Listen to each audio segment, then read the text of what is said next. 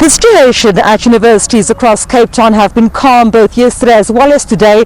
At the moment, we are standing in front of the University of the Western Cape. It's one of the institutions which have decided to allow students, even those with historical debt, to be able to register for this academic year. Of course, we haven't seen students taken to the streets in a protest, and we've spoken to some of the students just now, trying to get a sense of why this is happening. We do know that the University of Cape Town has taken a similar decision, but according to students like Njongo Kali behind me, who will speak now, a third year student, students may be in a sense of contentment for now, but the issue of historic debt still remains with him. A very warm good afternoon to you, Njongo. You yourself have just told us that as a third year student here at the University of the Western Cape, your challenges specifically started with historic debt when your bursary, when your funding dried up. Explain to us from your personal account what this means to you as a third year university student. Oh, okay. No, firstly, I'd like to introduce myself. My name is Njongo Kali, the branch secretary of SASCO Wangasikila branch.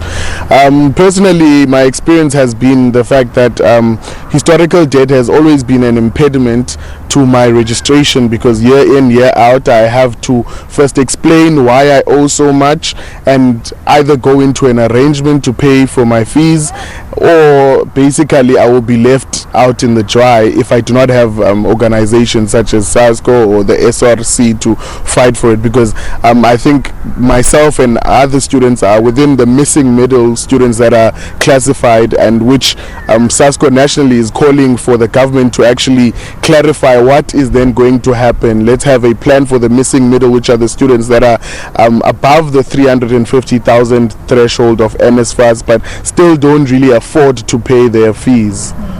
Now, I've spoken to one of your fellow students here just now, saying that even though, and you're very grateful and you welcome the fact that this university, as well as UCT and others around here in the Western Cape, for example, have allowed students with historical debt to register, but we do understand that that registration fees or the historic debt, there still needs to be an acknowledgement of debt signed. That debt is not written off, basically. Yes. And this could be the reason why we don't see the kind of protests happening here in Cape Town. Is it then a false sense of security that students are getting? Why are students not then protesting as we're seeing in the rest of the country?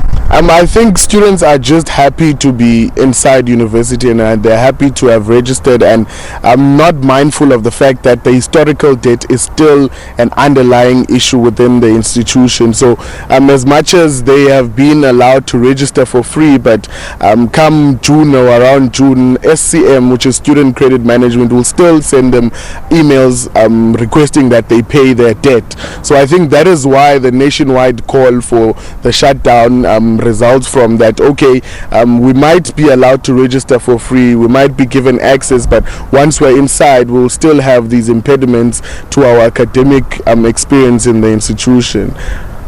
Thank you very much for your time, Njongo Kali, of course, speaking to us there as a third year student, also on behalf of SASCO here in University of the Western Cape, where we have not seen any protests unfolding this week. As a matter of fact, the situation here, as well as at CPUT, the Cape Peninsula University of Technology just across the road, and also the campus in Cape Town, have been quiet, despite the fact that protests have happened at various other institutions of higher learning across the country.